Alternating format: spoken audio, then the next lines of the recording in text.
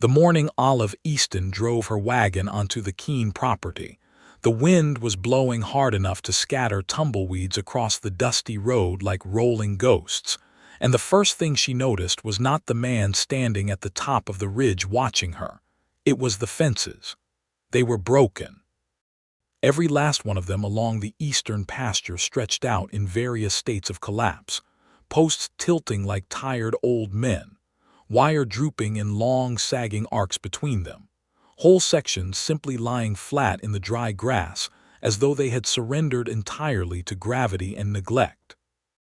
She pulled her wagon to a stop on the narrow road that cut through what she now understood was the boundary of the Keene spread, and she sat there a long moment, her hands wrapped around the leather reins, looking out at that sorry stretch of fence line the way a woman looks at a problem she has already decided to solve. It was the autumn of 1878, the high plains of eastern Colorado, a land that had a way of making people feel very small and very determined in equal measure. The sky above was an enormous and indifferent blue, and the grass on either side of the road had gone the color of old straw. Olive was 26 years old, with dark auburn hair she kept tucked under a wide-brimmed hat, a face that had been shaped by prairie wind and honest labor into something strong and quietly beautiful, and hands that had been working since she was old enough to hold a tool. She had arrived in Clarita County 3 weeks prior, after selling the small farm outside of Kansas that had belonged to her late father, taking every dollar she had, and purchasing the 40-acre parcel of land that sat directly adjacent to the Keene Ranch. It was not a grand plan. It was a practical one. The land was cheap because it was rough. The water rights were shared through a creek that crossed both properties, and Olive had long since stopped waiting for her circumstances to become comfortable before she moved forward with her life. She had heard about Charles Keene before she ever laid eyes on him. The man at the land office in Clarita had mentioned him in the same breath as drought and hard winters, the kind of thing you just had to accept as part of the landscape. Charles Keene had run the ranch alone for 3 years now, ever since his wife Margaret had died of fever the summer of 1875, leaving him with 240 acres of grazing land, a modest herd of cattle, a 12-year-old son named Thomas, and a grief so comprehensive that most of the town had quietly stopped expecting too much from him. He was 31 years old, and he had the reputation of a man who did his work without complaining about it, but who had stopped doing anything beyond the strict minimum required to keep things from falling apart entirely. The fences were evidence of that. So was the state of the barn she could see from the road, its roof patched in a half-hearted way that suggested the patches themselves were now in need of patches. None of this was Olive's business. She knew that. She had 40 acres of her own to deal with, a homestead cabin that needed significant repair, a kitchen garden she was racing against the approaching cold to establish, and a dozen other pressing concerns that had nothing to do with the Keene Ranch or the man who ran it. She clucked to her horse and started the wagon forward again, heading for her own lane, and she might have kept right on going if one of the loose fence posts had not chosen that exact moment to topple completely into the road directly in front of her horse. Her horse, a steady brown gelding named Franklin, sidestepped with a short and irritated sound, and Olive brought the wagon to a stop again. She sat looking at the post in the road. She looked back at the fence line. She looked at the post again. She stepped down from the wagon, moved the post out of the road so Franklin could pass, and then stood there in the dry grass with the post in her hands, looking back along the broken fence, and something shifted in her chest. It was not pity exactly. It was more like recognition. She knew what it looked like when something had been allowed to deteriorate not out of laziness, but out of exhaustion, out of a particular kind of sadness that made the simplest tasks feel impossibly heavy. She tied Franklin to a standing post with a loose knot, walked back to her wagon, and found the tools she had packed for her own property. She had a good claw hammer, a coil of wire, a pair of wire-cutting pliers, and a short-handled post maul that she had used more times than she could count. She carried them back to the fence line, set the fallen post upright in its hole, tamped the earth around it with her boot heel to judge how secure it was, and began to work. She did not think about whether this was appropriate. She did not consider how it might look or what the neighboring rancher might think. She simply worked, the way she had always worked when something in front of her needed doing, methodically and without fuss, starting at the first collapsed section and moving east along the line. She had not finished driving the first post back into proper position when she became aware, with the quiet animal awareness that comes from years of working alone in open country, that someone was watching her from the ridge. Charles Keene had been awake since before dawn, the way he was most mornings now, lying in the dark of his bedroom listening to the house settle around him, and thinking about nothing in particular with the focused blankness of a man who has learned to keep his thoughts from going certain places. He had made coffee, eaten a piece of bread with some cold beef, and gone out to deal with the horses. He had been meaning to get to the fence line for weeks. He had the materials for it, the new posts stacked in the lean-to behind the barn, the fresh coil of wire he had bought in town in August and not yet opened. Every morning he told himself today was the day, and every morning something else demanded his attention, or the day simply ran out of hours before he got there. His son Thomas was away. The boy had been sent to stay with Charles's sister in Denver for the autumn, an arrangement that had been made with a combination of practicality and guilt, because Charles knew the boy needed schooling and human company that went beyond what a silent ranching father could provide. The ranch was quiet without him. Too quiet, in the particular way that silence can become its own kind of noise. Charles was coming back from checking on a heifer that had seemed off the previous evening when he crested the low ridge on the eastern edge of his property and looked down toward the road. He stopped walking. He stood very still. There was a wagon tied to his fence post, and a woman driving his fence post back into the ground with a post maul with the efficient, measured strokes of someone who had done this many times before. He watched her. She was working the maul two-handed, lifting it over her shoulder and bringing it down cleanly, her hat tipped back slightly with the effort, and the sound of it traveled up to him in the still morning air as a series of clean, firm thumps. He did not go down immediately. He was not sure why.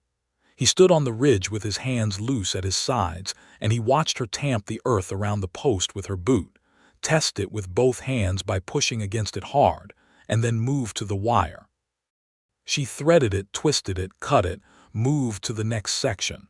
She had not asked anyone anything. She had not knocked on his door. She had not announced herself or made a performance of her good deed.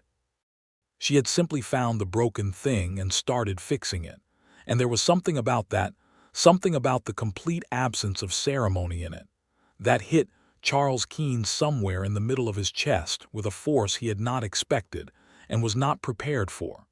He knew before she finished driving in that first post. He did not have a word for what he knew, not yet, and he would not have trusted the word if he had found it, because 3 years of careful self-containment does not evaporate in a moment, no matter how unexpected or quietly extraordinary that moment might be. But he knew something. He felt it settle into him the way weather settles, not loudly, not with drama, but with a kind of certainty that you recognize as real precisely, because it doesn't need to announce itself. He started down the ridge. Olive heard his footsteps in the dry grass when he was about 20 yards away. She kept working. She had the wire threaded through the staple on the second post now and was twisting the end around itself to secure it, and she finished the twist before she turned around. He was taller than she had expected, which was a foolish thing to notice, but she noticed it anyway.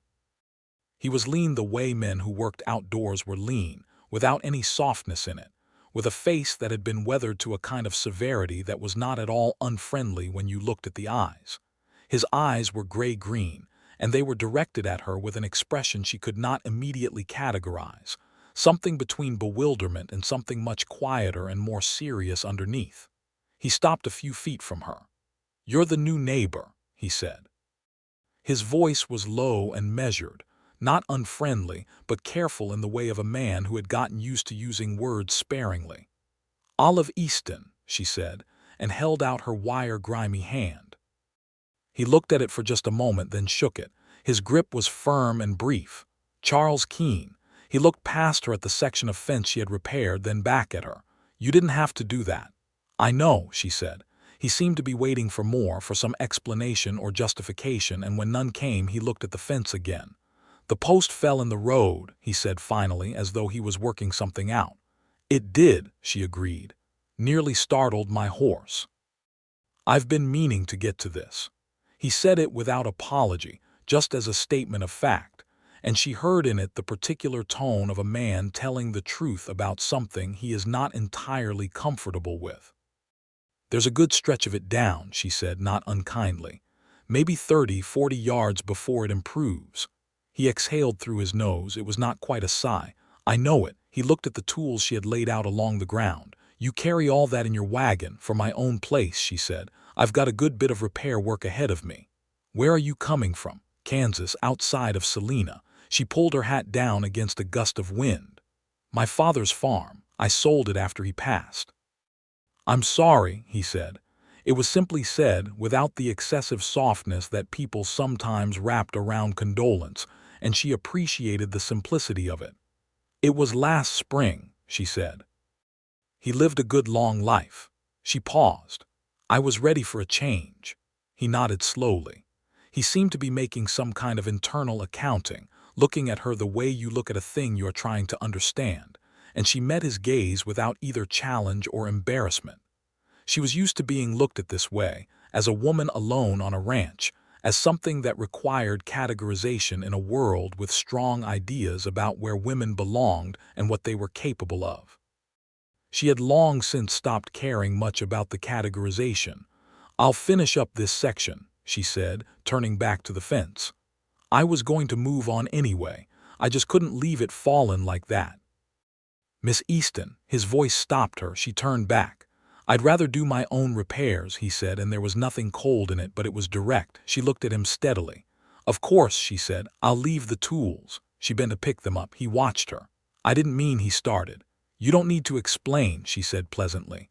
She coiled the wire, collected the pliers and the hammer, and hoisted the post maul onto her shoulder. "The first post is solid now, should hold through winter." She walked back toward her wagon without hurrying. He stood there watching her go, and he felt with some discomfort that he had managed to say exactly the wrong thing to a woman who had done him nothing but a kindness. He looked at the fence. He looked at the post she had driven, which was straight and firm and correct. He looked at the 30-odd yards of collapsed line stretching away to the east. "Miss Easton," he said again. She was untying Franklin from the post. She looked back over her shoulder. "I've got posts in the lean-to and a new coil of wire," he said. "If you'd like to, if you're willing, I could use the help." There was a pause. The wind moved through the grass. Franklin shook his head with a sound of jingling tack. "I could spare an hour or two," she said. They worked side by side that morning with the efficiency of two people who both knew what they were doing and had no need to discuss it over much. He carried the posts from the linta while she kept the wire taut, and they moved down the line together, replacing what needed replacing and resecuring what could be saved. It was quiet work, punctuated by the sound of the maul and the occasional metallic complaint of the wire being tightened, and they said very little, but what they said was easy, the way conversation is easy between people who are comfortable with silence. At mid-morning he went to the house and came back with 2 tin cups of coffee, strong and black, and she drank it standing in the grass looking out at the pasture where his cattle stood in a loose group near the creek. They were decent animals, she noticed, better than the fence line had suggested, dark-sided and well-built. "Good herd," she said. He glanced at them. "My father started them. I've kept to his breeding." He paused. "It's been a lean couple of years." She did not ask about the lean years. She had a sense for when a subject was being offered as information rather than as an invitation to probe, and she respected the distinction. She drank her coffee and looked at the cattle and let the silence sit comfortably between them. By noon they had covered the entire damaged section. The fence line ran straight and clean now, the posts upright, the wire singing with proper tension when she tapped it. She stood back and felt the same small satisfaction she always felt when a broken thing had been made right, nothing more dramatic than that, just the solid, quiet pleasure of work well done. "I'm obliged," Charles said, standing beside her. He was looking at the fence the way she was looking at it, with assessment rather than sentiment. "It was good work," she said simply. He turned to look at her. She was aware of his gaze in the sideways way you are aware of something warm.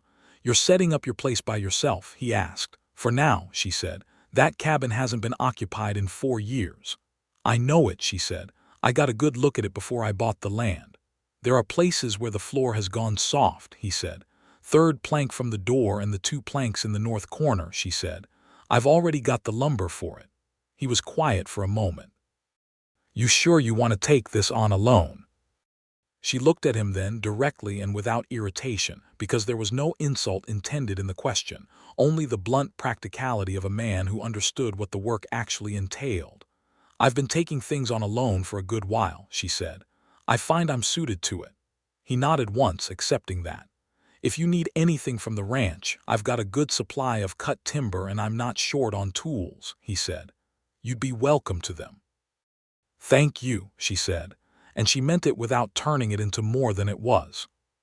She drove back to her own property that afternoon with the sun high and warm on her back, and she did not spend a great deal of time thinking about Charles Keene.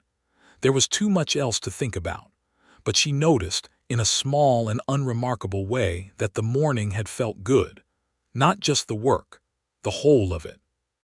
Over the following weeks, as October settled into the high plains with its particular combination of gold light and serious cold, Olive established herself on her property with a thoroughness that drew some quiet talk in the town of Clarita. It was not gossip of an unkind variety, mostly, more the kind of talk that runs ahead of a person people find interesting. The widow Abernathy, who ran the dry goods store in town and served as an informal clearinghouse for all county news, mentioned to 3 separate customers in 3 separate days that the new woman on the Easton parcel had apparently replaced her own roof without any hired help, had dug out and lined a proper root cellar, and had arrived at Abernathy's herself to purchase flour, sugar, salt, and a good quantity of seed with the focused look of someone who was absolutely certain of what she needed. Charles heard about this in the casual way that news traveled in a small community, not because he was asking after her, but because people told him things. He drove to town for supplies twice in October, and both times someone mentioned Miss Easton in passing. Tom Collier at the feed store said she'd bought a milch cow from old Harlan Fitch, and the blacksmith remarked that she'd brought in her plow blade for sharpening, and had known exactly what angle she wanted on it. Charles listened to these reports with a face that revealed nothing and a mind that was, despite his best efforts at indifference, paying attention. He saw her 3 times in October across the boundary of their adjacent properties. The first time she was mending her corral fence, not his, her own, working with the same unhurried competence he had observed that first morning. The second time she was driving a newly cut furrow for a winter windbreak, guiding her plow horse along a line so straight it looked surveyed. The third time she was standing on the roof of her cabin nailing down fresh shingles, silhouetted against the late afternoon sky, and he had stopped his horse on the ridge without meaning to, and watched her for a moment before he caught himself and rode on. He told himself, with the reasonable logic of a man who has survived loss by being very disciplined about his interior life, that she was simply an impressive woman, and he was noting that as a neighbor notes the quality of a neighbor's work, with professional appreciation and nothing more. He was fairly convincing to himself for about 2 weeks. Then the first hard freeze came. It came on a Wednesday night, the way real weather always comes to the high plains, not gradually but all at once, a drop of 30 degrees between sunset and midnight, a skin of ice across the water trough by morning. Olive had known it was coming because the sky had turned that particular yellow-gray the previous afternoon. That meant cold was being serious, and she had done what she could to prepare. She had brought her cow Daisy into the small barn and banked the stall with straw, had covered her root vegetables with burlap and weighted the edges with stones, and had built up a fire in the cabin that she let burn high through the evening to store heat in the walls. What she had not anticipated, because she could not have known the specific geography of her new property well enough yet to anticipate it, was that the creek that ran along the eastern edge of her land had a particular bend where the water collected and sat, and that this bend had apparently been developing a slow seepage problem for some time that the previous owner had neglected entirely, and that the first freeze was going to lock that seepage into the ground and heave one entire section of her east pasture fence out of the earth as efficiently as if someone had pulled it up by hand. She discovered this at dawn when she went out to check on Daisy and saw 3 of her 4 yearling heifers standing in the road, looking at her with the mild and unapologetic expression of cattle who have no idea they have done anything inconvenient. She got them back in, repaired the breach with what she had on hand, and was standing in the cold morning air looking at the heaved ground and doing the arithmetic of what it was going to take to fix it properly when she heard hoofbeats on the road and looked up to find Charles Keene pulling his horse to a stop just beyond her fence. He looked at the situation with one quick look that took it all in. "Creek bend heave," he said. "I can see that," she said. "It does it every first hard freeze, has done since before Dawson owned that parcel." She looked at him. "You knew about it." He had the grace to look briefly uncomfortable. "I should have mentioned it," he said. "I didn't think about it until this morning." She was quiet for a moment, weighing irritation against pragmatism, and pragmatism won because it always did with her. "What's the fix?" He got down from his horse. "You need to regrade the ground away from the fence line at that bend, redirect the seepage before it gets to the posts, and you need to set the posts in concrete rather than tamped earth along that stretch. Otherwise it'll heave them every winter." "Concrete," she said, calculating the cost and effort. "I have a small supply left over from the root cellar I poured 2 summers ago," he said. "Enough for what you'd need here." She looked at him carefully. "Why would you have it left over from your root cellar?" He almost smiled. It was very slight, just a movement at the corner of his mouth, but she caught it. "Because I poured it too deep on one side and ran short before I finished and had to order more, and then when the order arrived I had overestimated what I needed," he said. "I have a tendency to miscalculate quantities." "A ranching man who miscalculates quantities," she said. She was not quite smiling either, but the shape of it was there behind her expression. "Among other things," he said. "They fixed the creek bend that day, working through the cold with their breath, making small white clouds in the air, grading the ground by hand with shovels and a scraper blade that Charles hitched to his draft horse. The concrete was mixed in a wheelbarrow, poured into the post holes in sections, and they waited between pours, standing by the fence with their hands in their jacket pockets, talking in the easy, tentative way of 2 people who are discovering that they enjoy each other's company without quite being ready to admit the significance of that. He told her about Thomas, his son, and she heard something shift in his voice when he talked about the boy, a softening that was different from his usual measured delivery. Thomas was 12 and apparently gifted with numbers in a way that Charles found both impressive and slightly mystifying. He had sent the boy to Denver because his sister Alina had a proper schoolroom nearby, and because Charles understood, with the honest self-awareness of a man who took his responsibilities seriously, that he had not been the most present father in the years since Margaret's death. He said this last part without drama, as a simple statement of a thing he knew, and Olive heard the weight of it and did not try to lighten it by telling him he was being too hard on himself. She just let it be what it was. "He sounds like a good boy," she said. "Better than I deserve," Charles said, and then seemed surprised to have said it as though the words had gotten out ahead of his permission. "That's probably not true," she said quietly. He looked at her. You don't know me well enough to say that. No, she agreed. But I'm a reasonable judge of people, and you don't strike me as a man who has done wrong by his boy. She paused. You strike me as a man who's been trying to keep going when keeping going was very difficult, and who may be overly critical of himself about the gaps in that effort. There was a silence.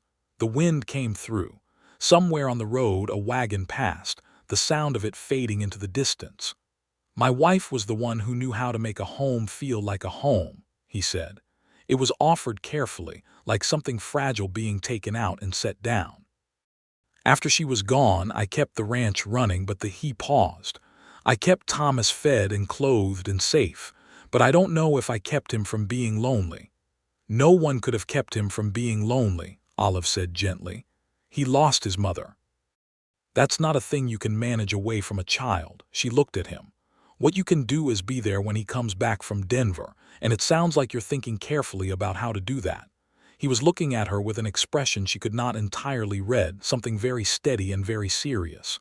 You're direct, he said. Is that a complaint? No, he said. And this time the corner of his mouth moved with something that actually qualified as a smile. It's not. November arrived, and with it, the kind of days that made the high plains both beautiful and brutal, clear and golden in the mornings, cold enough by evening to make your joints ache. Olive had established a rhythm on her property that she found satisfying in the deep and uncomplicated way that honest physical work is satisfying when it is in service of something that is truly yours. She woke before light, saw to her animals, worked until midday, ate simply, worked until dark, slept soundly. On Sundays, she drove to Clarita for the morning service at the small Presbyterian church, not because she was particularly devout, but because she had learned that in small communities the Sunday service was where you learned the things you needed to know about the people around you, and because, if she was honest with herself, she found the social contact agreeable after 6 days of working largely in her own company. Charles came to Sunday service too. Not every Sunday, not in a way that could be called regular, but often enough that she noticed his pattern, and she noticed it mostly because he had a way of noticing where she was in the room without appearing to look for her. She caught it the careful not looking that was a form of constant awareness, and she recognized it because she had the same habit with him. She was a fair-minded woman, and she did not deceive herself about what that meant. What it meant was that she thought about him. Not obsessively, not in a way that disrupted her work or her sleep, but persistently, the way you think about something when you are trying to understand it. He was not the most obvious man in the world. He was closed in certain ways that she understood came from grief, and from the habit of self-reliance that grief often creates, the turning inward that happens when you have lost the person who was your outward-facing half. But underneath the closure was something she kept catching glimpses of: a dry, quiet humor, a genuine thoughtfulness that showed itself in the way he listened, a kindness that he seemed almost embarrassed by, the way some men are embarrassed by anything they feel they have shown too much of. She thought about all of this with the clear, unsentimental honesty that was her natural mode, and what she arrived at was simple. She was interested in him. She was not going to perform indifference about that, because she found performance of that kind tedious, but she was also not going to be foolish about it. She had a life to build. She was building it. If Charles Keene found his way into that life, she would be glad. If he did not, she would be fine. She had been fine for a long time, and she knew how to be fine. It was just that fine had been, until now, the ceiling of what she expected, and she was starting, quietly and without entirely meaning to revise that ceiling upward. In the second week of November, something happened that shifted the tenor of things between them in a way that neither of them had planned.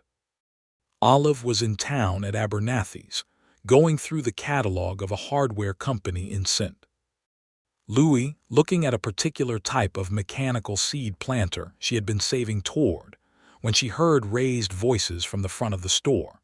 She looked up in time to see Harlan Pruitt, a man she had encountered twice before and found unpleasant both times, standing at the counter with the red, overheated face of a man who felt that being argued with was a kind of personal insult.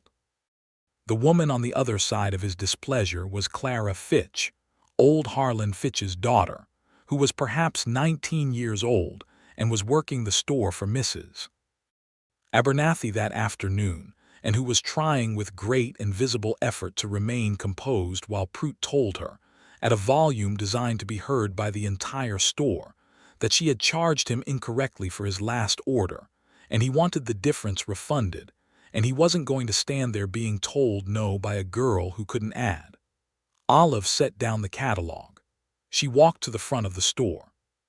She stood beside Clara and looked at the invoice that Prout was waving, and she looked at it carefully, and then she said, in a voice that was completely level and not unkind but left absolutely no room for argument, "Your charge is correct, Mr. Prout. I can show you the arithmetic if you'd like." She did so, on a piece of paper, clearly and methodically, and when she was done she handed it to him and waited. Prout looked at the paper. He looked at Olive. He had the calculating look of a man deciding how much this particular confrontation was worth to him, and something in Olive's expression apparently told him the answer was not very much, because he took his goods and left without another word. Clara let out a long, quiet breath. "Thank you," she said. "He was wrong," Olive said simply. "He knew it. He was just hoping you didn't." She thought nothing more of it, but 2 days later Charles knocked on her door. She opened it to find him standing on her porch with his hat in his hands, which she had not seen before. He always wore his hat. It made him look slightly different without it, younger somehow, the severity of his face less complete, and she had to organize her expression quickly. "Clara Fitch told her father about what you did at Abernathy's," he said. "Harlan mentioned it to me when I picked up my feed order this morning." "She handled it well herself," Olive said. "I just provided arithmetic. Prout's been running that kind of thing on people for years," Charles said. "The young ones especially, the ones who aren't sure enough of themselves to push back." He paused. "Most people find it easier to just let him have his overcharge. Most people have more patience for that kind of thing than I do," she said. He looked at her steadily. "May I come in?" She stepped back from the door. The inside of her cabin was not what he had expected, though he would have been hard-pressed to say exactly what he had expected.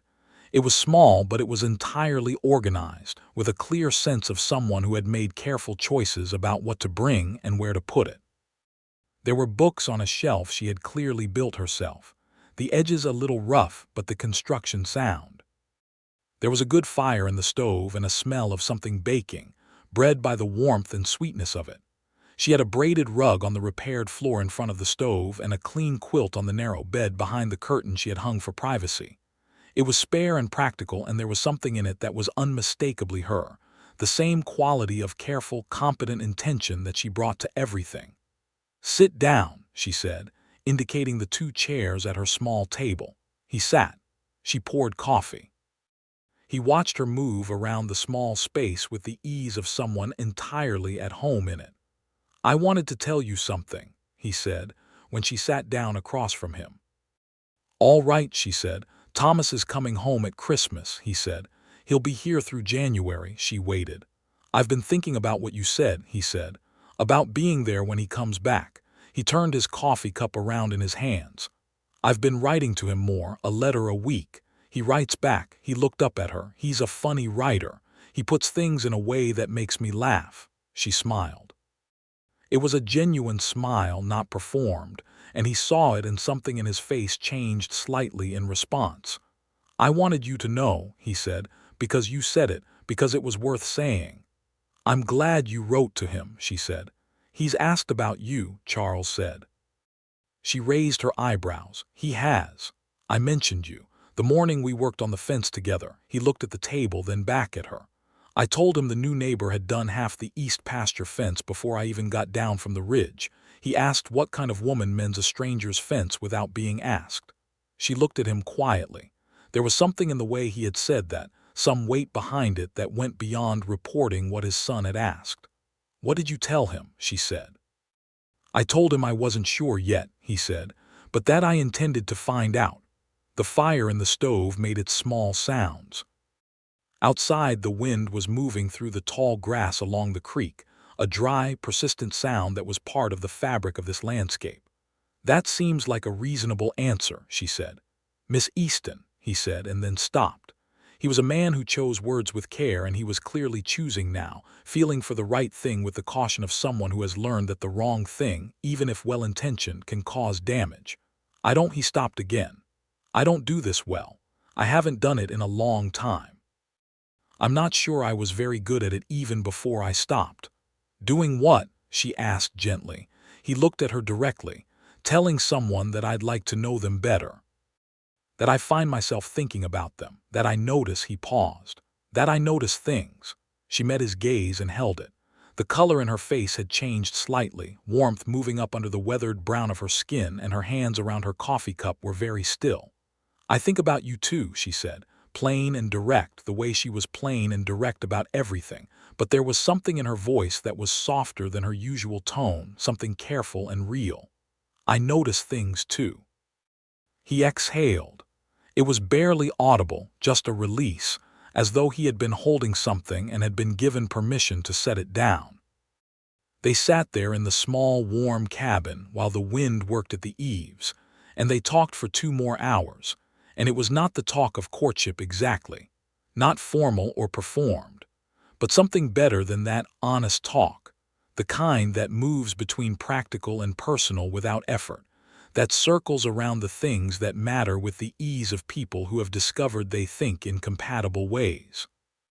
He told her more about Thomas, about the letters, about his sister Alina, who had married a banker in Denver, and had made a comfortable life that sometimes made Charles feel both proud and obscurely guilty.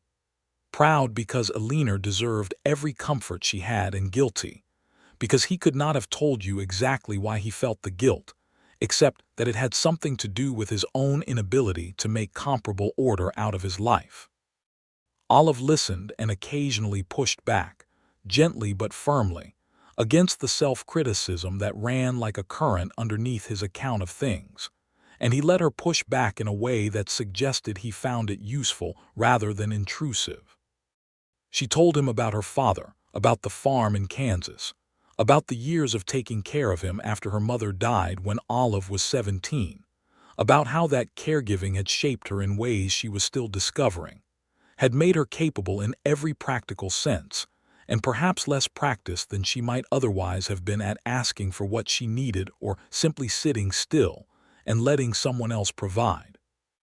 He listened the way a man listens when he is paying real attention, not waiting for his turn to speak, but actually receiving what was being said, and she noticed it and was grateful for it in a way she hadn't expected to be.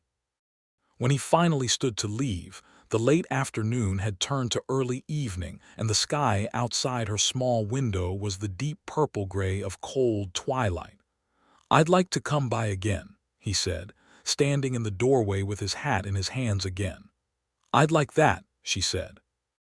He put his hat on and went out into the cold, and she stood in the doorway watching him ride back along the road toward the Keene ranch, the dark figure of him growing smaller against the enormous pale sky. And she stayed there longer than the cold warranted, watching him go, with something moving in her chest that she had stopped pretending was anything other than what it clearly was.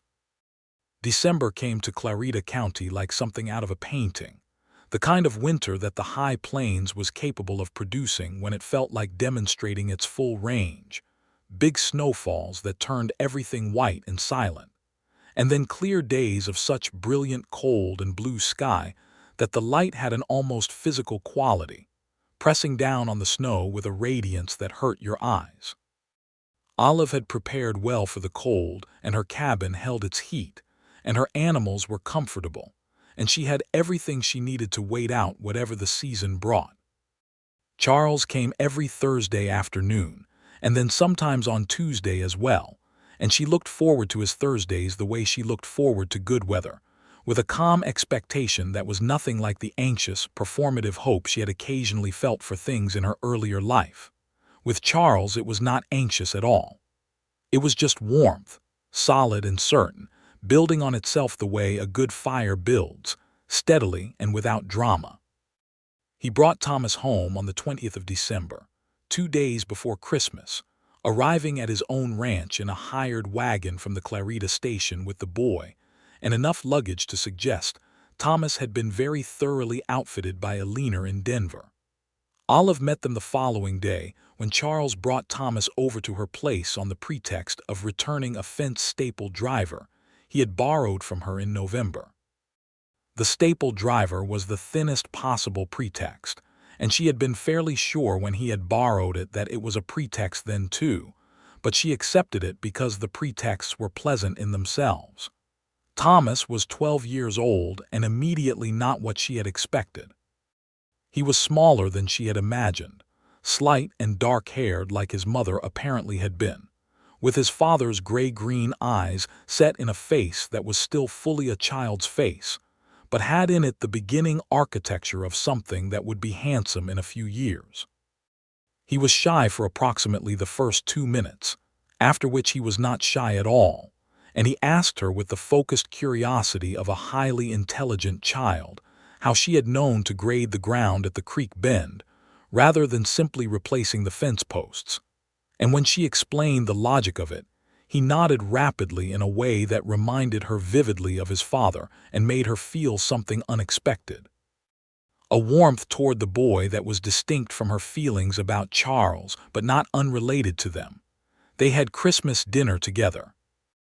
It was not a planned thing exactly, or rather it was planned in the oblique way that things between her and Charles had a tendency to get arranged, through gradual negotiation rather than direct proposal, each of them adding a piece until the thing had taken shape before either of them had explicitly agreed to it. She made a venison roast and a dried apple pie. He brought potatoes he had stored from his own kitchen garden, and a jar of preserved plums that a leaner had sent from Denver, and that Thomas clearly had strong opinions about regarding their proper allocation. They ate at her table, the three of them, and the cabin was warm and smelled of food and pine, and outside the snow lay deep and clean under a sky full of stars, and Olive looked across the table at Charles Keene and found him already looking at her with that steady gray-green gaze that she had come to know as his particular form of direct attention, and in that look was something so clear and unambiguous that it settled every question she had not quite gotten around to asking. Thomas looked between them. He was 12 and therefore entirely aware of what he was looking at, and he returned his attention to his plums with the careful tact of a boy who was very pleased about something and was doing his best not to be obvious about it. He was not entirely successful, but she found the effort endearing. After dinner, while Thomas was asleep by the stove with Olive's dog settling comfortably against his feet, Charles and Olive sat at the table with what remained of the coffee, and talked in low voices about things that did not matter much and things that mattered a great deal, and let the line between them blur in the comfortable way it had come to blur between them over the past weeks. At some point in the evening his hand moved across the table and covered hers, and she turned her hand over beneath his and held it, and they sat like that for a long time without anything needing to be said about it. "I'd like to ask you something," he said eventually. His voice had the quality it got when he was being careful, when he was handling something he thought might break if he was not precise about it. She waited. "I know it's soon," he said. "I know you've only been here a season, and you've been building something of your own here, and I don't—" he paused. "I don't want to ask in a way that puts a weight on what's been good, because what's been good—" He stopped again. "Charles," she said. He looked at her. "Ask," she said. He looked at their joined hands. "There are things I can't promise to be," he said. "I'm not a man who was ever very easy. I've got a boy who needs more than I've given him. I've got a ranch that's been running at the edge of what I could manage, and I've been too much in my own head to fix what needs fixing." He looked up. "But I'm trying to do better at that. And when I think about what the ranch could be, what any of this could be," his hand tightened around hers. "I keep thinking about it with you in it. I can't seem to think about it any other way." The fire in the stove shifted and settled. Outside the stars burned cold and brilliant over the snow. I keep thinking about it with you in it too, she said quietly. I have been for a while, he exhaled. I want to court you properly, he said. I want to do this the right way, and at the end of it he looked at her steadily. At the end of it I want to ask you to marry me. I'm telling you now so you know what I'm working toward. Olive was quiet for a moment, and when she spoke there was a richness in her voice, not tears exactly, but something close to the edge of them, the kind of feeling that is too large for the small, honest words available to it. I think that sounds like a reasonable plan, she said. He smiled. And this time it was not the slight movement at the corner of his mouth, the almost smile she had catalogued and privately treasured over the past months. It was a full smile, the real kind, the kind that changed the whole character of his face, that opened it up and showed what was underneath the discipline and the reserve, and she thought it was probably the most honest thing she had ever seen. Thomas remained through January as planned, and the three of them fell into a pattern of days that had a warmth and regularity to it that none of them announced but all of them felt. Thomas spent his mornings doing the lessons Alina had sent home with him, which he completed in approximately half the time allocated because he was, his father confirmed with a mixture of pride and bewilderment, exceptionally quick with mathematics and reading. He spent his afternoons at Olive's place more often than not, following her around while she worked, asking questions with the relentless productive curiosity of a child who has found someone he trusts to give him straight answers. She gave him straight answers, and he received them with gratitude, and they worked well together in the easy way that sometimes happens between people who have compatible temperaments regardless of age. One afternoon in the middle of January, while Charles was in town and Thomas was helping Olive repair the latch on her barn door, the boy said, without looking up from the latch he was holding in position, "My father is different since you came." She looked at the side of his face. "Different how?" she asked carefully. "Better," he said simply. He still wasn't looking at her. "He laughs more. He talks more. He fixed the roof on the bunkhouse that's been leaking since the summer before last." A pause. "He whistles sometimes when he's working. He never used to do that." She turned back to her side of the latch and drove the screw. "I'm glad," she said. Thomas looked up then with his father's eyes in his mother's face, and his expression was 12 years old in its transparency, and something much older in its seriousness. "I like you, Miss Easton," he said. "I like you too, Thomas," she said. "Very much." He nodded once, accepting that, and went back to the latch. But she saw the quick private smile that crossed his face before he bent his head again, and she tucked it away to think about later, when she was alone, where she could let it matter as much as it actually did. Charles took her to the winter social at the Clarita Community Hall in February. It was the first time they appeared together in a public setting that was explicitly social rather than pragmatic, and Olive was aware of the town's awareness of them, the quiet noting of it as they came in together, the particular quality of attention that a small community pays when two of its known figures are doing something new. She did not find it uncomfortable.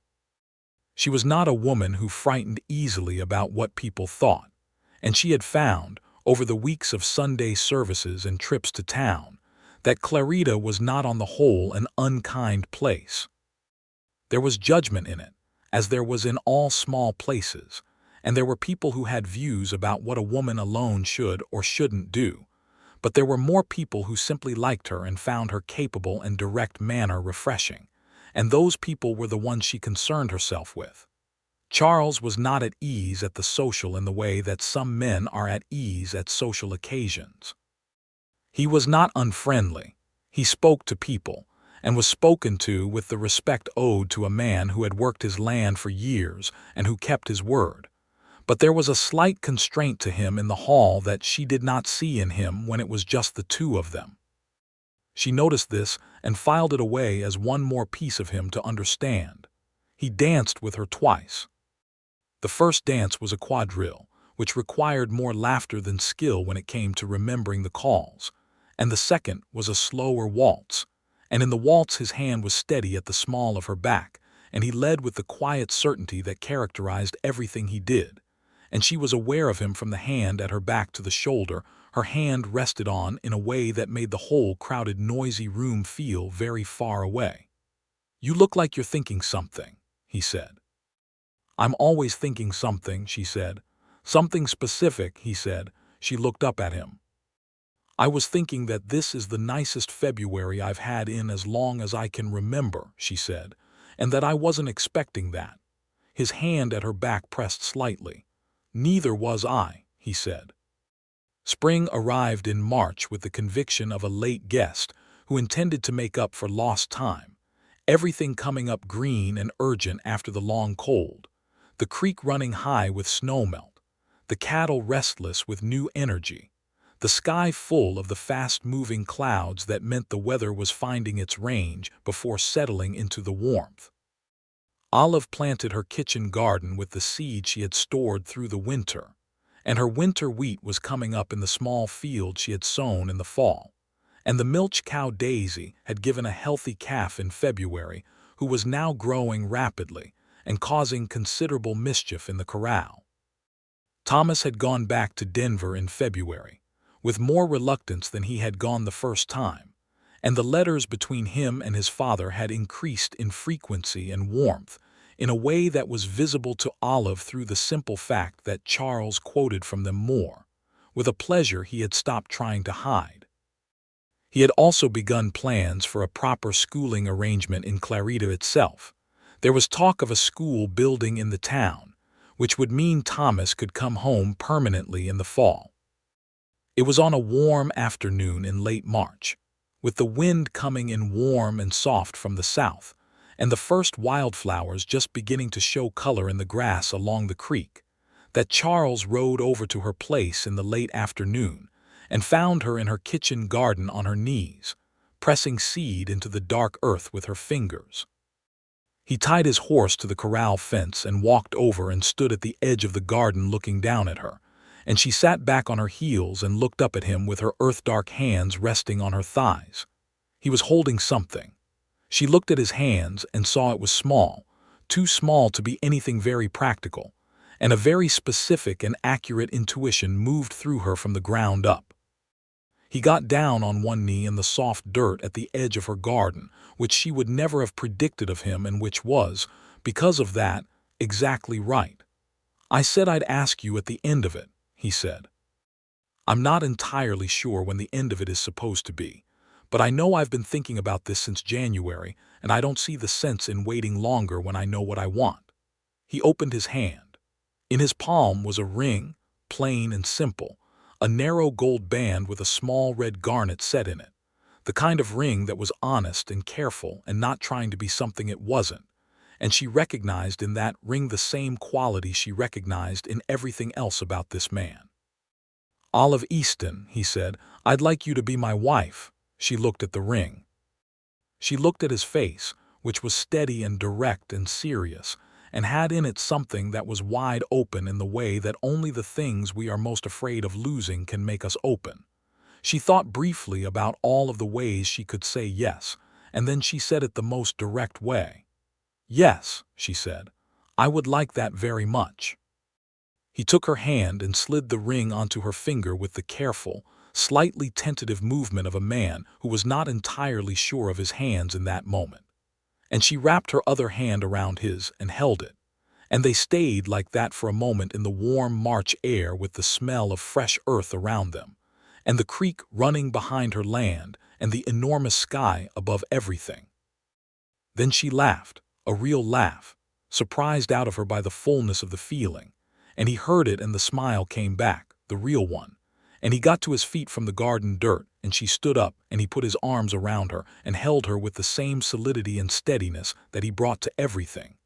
And she thought that she had not been held like that since she was a very young girl and her father had still been tall and strong, and that this was entirely different and entirely better. And that the world from inside his arms looked exactly the way she had always wanted the world to look. They were married in June, in the small Presbyterian church in Clarita, on a Saturday when the weather was as good as any weather could be, warm and clear with a light wind that smelled of grass and the creek and summer coming. Thomas came back from Denver for it, having apparently communicated to Alina his strong feelings on the matter of being present, and he stood beside his father with a seriousness of purpose that made half the congregation quietly emotional. Alina was there too, having made the journey with her husband Robert, and she embraced Olive when they met with the direct warmth of a woman who could see clearly what her brother needed and was grateful to have found it in front of her. Olive wore a dress of pale gray-blue wool that she had made herself over the spring evenings, simple and well-cut, with a collar of cream linen, and she carried a handful of the wildflowers from the creek bank that she had picked herself that morning. She walked into the church on her own 2 feet, because she had no one to walk her in and would not have wanted anything performed, and she walked up to where Charles stood at the front of the church and found him looking at her with the exact expression she had come to love best on his face, steady and direct and fully present, and she thought that, whatever came next, she had made exactly the right decision at every point that mattered. The Reverend Alderman married them with the words that had been said in that place for 30 years, the plain, serious, beautiful old words, and Olive said her vows in a clear voice, and Charles said his in a lower one that nevertheless carried through the whole quiet church. And when it was over and the town offered its congratulations, she stood beside her husband with her hand in his and thought she would not trade this moment, this ordinary, extraordinary moment in this small, good place, for anything she could name. They had a wedding supper at the ranch, her ranch and his now together, because they had decided the previous month that it made the most practical sense to combine the two operations, her 40 acres joining his 240 into a property that could be run more efficiently and well as one. The table was the long one from the ranch house kitchen, moved outside, and it was laden with food brought by neighbors and townspeople in the way of such occasions, and there were lanterns lit along the porch rail as the evening came down, and someone had brought a fiddle, and someone else had brought a concertina, and the summer night was warm and full of stars and music. Thomas danced with Olive twice, both times with the grave concentration of a boy who had been taught the steps and was determined to do them correctly, and she followed his lead without pointing out that she was following because he needed to believe he was leading, and this was entirely successful, and he was enormously pleased with himself afterward. Alina pulled her aside and told her that Thomas had written in one of his letters to Denver that Miss Easton was the smartest person he had ever met, and he thought his father was very lucky, and Alina's own eyes were bright when she said it, and Olive pressed her hand and thanked her for everything she had done for the boy. Charles found her at the edge of the lantern light near the end of the evening when the music had gone slow and most of the guests were beginning to make their farewells. He came and stood beside her and looked out at the property in the summer dark, the pastures pale under the stars, the fence line running straight and clean to the east, and she leaned against him and he put his arm around her. "What are you thinking?" he asked. "I'm thinking this land looks good," she said. He was quiet for a moment. "It does," he said. "It does now." She tilted her head back to look at him. "What are you thinking?" He looked down at her. "I'm thinking about that first morning," he said. "Standing on the ridge watching you drive that fence post." He paused. "I knew, you know, before you'd even finished. I didn't know what I knew or what to call it, but I knew something had changed." "What did it feel like?" she asked softly. "Like being woken up," he said.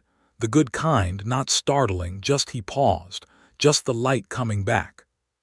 She turned and wrapped both arms around him and held him with the full strength of her, and he held her back, and the stars were very clear above the dark land, and the creek ran softly somewhere in the night, and the lanterns on the porch threw their amber light across the grass, and from inside the house came the sound of Thomas's laughter at something someone had said, young and bright and entirely unguarded, and it was, in all the ways that actually matter, a perfect night.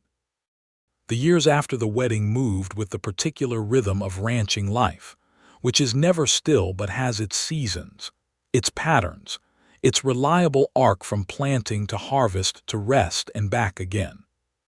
The combined property thrived in a way that neither operation had quite managed on its own, partly because of the additional land and the better water management they had figured out together for the creek system, but mostly because of what happens when two capable people who trust each other work toward the same thing.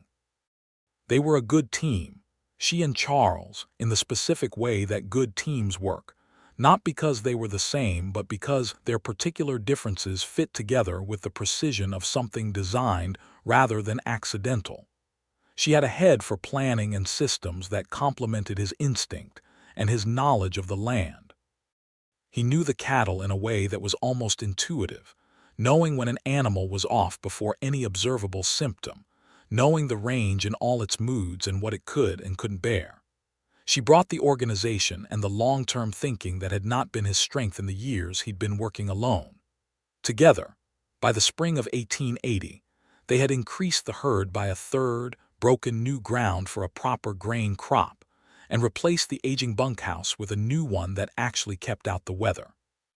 Thomas came home permanently that fall of 1879, when the Clarita School opened in a new building on the edge of town, and the boy was different in the way that a plant is different when it's been moved to better soil, still recognizably itself, but fuller, more expansive, growing in directions that had previously been constrained. He and Olive had a relationship that was its own thing, not mother and son exactly, because she was careful not to place herself in a position that felt like erasure of Margaret, but something solid and genuine and good. She helped him with his mathematics, even though the help was soon more consultation than instruction, because he had gone beyond her in that subject, and she was delighted rather than threatened by this. He told her things he didn't always tell his father, the particular confidences of adolescence that require a certain combination of trust and distance, and she held them carefully and never misused them. In the spring of 1880, Olive told Charles she was expecting. She told him in the kitchen early in the morning before he had gone out, in the plain, direct way she told him everything, and he stood very still for a moment, and then sat down abruptly in one of the kitchen chairs in the way of a man whose legs have made a decision before his mind has caught up. She sat down across from him. He looked at her with an expression she had never seen on his face before, completely unguarded, stripped of every last layer of the careful reserve. And she saw everything in him all at once, the joy and the fear and the weight of his love for her and the wonder of it, and her own eyes filled with tears not because she was sad but because it was too much for her face to hold. "Are you happy?" he said, as though he needed to ask, as though the answer was not entirely obvious. "I am so happy," she said. "Are you?" He reached across the table and took her face in both his hands with a tenderness that was so complete and unashamed that she felt it move through her like something real, like warmth or water, and he looked at her for a long moment before he said, "I didn't know I could still feel like this." "Like what?" she whispered. "Like the world is new," he said. "Like everything counts again." She covered his hands with hers. Outside the morning was beginning.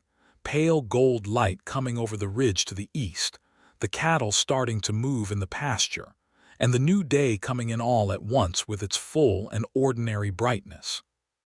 Thomas, when told, had a reaction that was entirely characteristic of him. He asked 3 rapid practical questions about logistics and sleeping arrangements, and the matter of the small room off the kitchen, which he had already mentally allocated to the child, before being officially informed of its existence. Then he went very quiet for a moment, in the way he sometimes went quiet when something had landed deeper than he was ready to discuss, and he said, "Good," in a voice that was slightly lower than usual, and went out to help with the morning feeding. Charles watched him go and looked at Olive, and she smiled at him, and he shook his head slightly, the smile of a man profoundly glad to be where he is. The baby came in October of 1880, a boy, born on a Tuesday morning with the autumn light coming strong through the bedroom window, and the midwife from town who was efficient and capable, and who afterward told Charles, waiting in the kitchen with Thomas, that his wife was the calmest woman she had ever delivered a child for, which made Charles laugh the real laugh that Olive had come to treasure. They named him Robert Henry Keene, Robert for Eleanor's husband who had treated them both with such uncomplicated kindness, and Henry for Olive's father. Robert Henry arrived in the world with a vigorous and definite personality, loud and insistent and absolutely sure of his opinions from the earliest age, and Charles looked at him sometimes with a helpless delight that was slightly tinged with apprehension, because the boy was going to be a force. Thomas took one look at his new half-brother and announced, with the resigned certainty of an older sibling throughout history, that he would teach him to read before he started school so that at least the noise would be productive. The ranch grew through the early 1880s with the particular momentum of something that has found its footing. Charles expanded the herd. Olive established a kitchen garden that became a proper vegetable operation that sold to the town of Clarita and eventually to a buyer in the county seat, bringing in steady income that was modest but reliable. They hired 2 permanent hands, young men from the county who worked hard and were paid fairly, and a woman from town named Frances who came 3 mornings a week to help with the house when both Olive and Charles were needed in the fields. The town of Clarita was growing too, as eastern Colorado was growing, slowly but with the particular solidity of a community that had made its roots in the hard ground and intended to stay. There were new families arriving, new buildings going up on the main street, and the particular issues that growth brought, including disagreements about water rights, questions about the railroad that was pushing westward through the county, and the ongoing and deeply unjust situation of the Cheyenne and Arapaho peoples, whose land this had once been entirely, who had been moved onto reservations that were poorly managed and inadequately supplied, and about whose circumstances Olive had strong views that she expressed at the level of community meetings, with the same directness she brought to everything. Charles stood beside her at these meetings and agreed with her, because he had lived on this land long enough to know what had been taken and from whom, even if he could not single-handedly repair the injustice, and because watching his wife speak plainly about an unpopular truth in a room full of people who preferred comfortable fictions was one of the things he loved best about her. There were hard years too, as there always were. The winter of 1883 was brutal in a way that no amount of preparation entirely addressed, and they lost a portion of the herd to a cold snap that came too fast and too hard. And there were months in the spring of 1884 when the accounting was close, and they worked through it together at the kitchen table by lamplight with the same steady determination they brought to every problem. They were never in danger of losing the land, but the closeness of the numbers reminded them both that the margin was never guaranteed and that the work was never done. Thomas was 16 in 1882, and then 17, and at 18 he was taller than his father and had the same grave, thoughtful quality, but opened into something more social than Charles had ever been, with friends in town and at the school who came to the ranch regularly, and who Olive fed with the unstinting hospitality she had always kept separate from her very efficient management of household expenses. He was, by that age, helping manage the ranch's records and accounts with a proficiency that had moved from impressive to simply necessary, and Charles told him one evening that the ranch was in better order than it had been in 10 years, and that Thomas deserved the credit for a significant portion of that. And Thomas received this in the way he received most significant things from his father, with the slightly overwhelmed stillness of a young man who has wanted this particular acknowledgement for a long time and is not quite sure what to do with it now that it has arrived. "You could have let it run on the praise in your letters," Thomas said. "Letters aren't the same as saying it to your face," Charles said. Thomas nodded. He was quiet for a moment. "I know it wasn't easy," he said, without specifying what he meant, and Charles understood him exactly, the way these 2 men who were alike in their difficulty with sentiment understood each other precisely in the silences around their words. "No," Charles said, "it wasn't, but you made it easy to get better at it." He paused. "You and Olive both." Thomas looked at him for a long moment. "She's good for you," he said. It was not the 12-year-old's observation anymore. It was a young man's assessment, clear-eyed and final. "I know it," Charles said.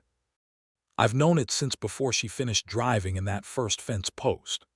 Robert Henry, at 3.5, was an agent of significant chaos and considerable charm, with his father's gray-green eyes and his mother's direct gaze, and a combination of the two that made him extremely effective at getting what he wanted, a quality that Olive watched with a mixture of love and the careful authority of a woman who had no intention of raising someone ungovernable. He called her Mama with a completeness and certainty of ownership that she had not been entirely prepared for the first time he said it, which had made her have to put down what she was doing and sit very still for a moment until the feeling passed. In 1884, Olive found she was expecting again, and this time it was a girl, born in the long, warm days of August, a quieter baby than Robert Henry had been, with dark auburn hair from the very beginning that Olive recognized with a shock of recognition and tenderness. They named her Clara Margaret, Clara for young Clara Fitch, who had married and moved to Pueblo, but written to Olive every Christmas since that day in Abernathy's store, and Margaret for Thomas's mother, because Charles had asked if Olive would consider it, and Olive had said yes immediately and meant it. And the name was given and received with a love that had nothing to do with competition or replacement, and everything to do with the complex and serious grace of blended families. Thomas was 18 when Clara was born, and the way he held her the first time, with the careful, enormous tenderness of a young man handling something infinitely precious and infinitely small, made Charles and Olive exchange a look over his bowed head that contained about 100 different things and required no words at all. That fall, with the harvest in and the first cool weather coming down from the north, Charles and Olive sat on the porch of the ranch house in the early evening, as they often did, watching the light go off the ridge to the east, the long golden light of a September evening in Colorado, and Robert Henry was playing in the yard with the dog, and Clara was sleeping inside in her basket, and Thomas was at the table visible through the window, working on his accounts, and the land stretched out around them in all directions, theirs intended and alive. Charles reached over and took her hand in the easy, unself-conscious way he had developed over these years, the way of a man who has gotten used to reaching for something and finding it there. "What are you thinking?" she asked. "I'm thinking about that morning," he said. She knew which morning without asking. He came back to it sometimes, the way you come back to the place where something began, not out of nostalgia exactly, but out of something closer to gratitude. "What I saw when I came down from the ridge." She turned her hand under his and wove her fingers through his. "Just a woman mending a fence," she said. "No," he said quietly. "The most remarkable woman I had ever seen, doing the most ordinary thing in the world, and I knew before she finished the first post that nothing was going to be the same." She looked at him in the golden light, this man who had come back to her from the country of his grief and made a whole life with her, who had learned to talk and laugh and hold and be held, who drove his fence post straight and loved his children with a fierce and steady love and got up every morning and went back out to this hard and beautiful land without complaint, and came home to her every evening the same way he had come down from that ridge, certain, steady, moving toward her. Was it terrifying? She said. "The knowing," she nodded. He considered this honestly, the way he considered everything. "Yes," he said, "and no, it was." He paused. "It felt true. Even when it was terrifying, it felt true." "That's a good description of how most worthwhile things feel," she said. He smiled. "You have a way of making things sound simple." "Things are simpler than we make them," she said, "when we let them be." Robert Henry ran up from the yard with the dog bounding behind him and threw himself onto the porch with the maximum possible noise, and came to stand in front of them, flushed and grass-stained, wanting to report something urgent about what the dog had found at the edge of the creek.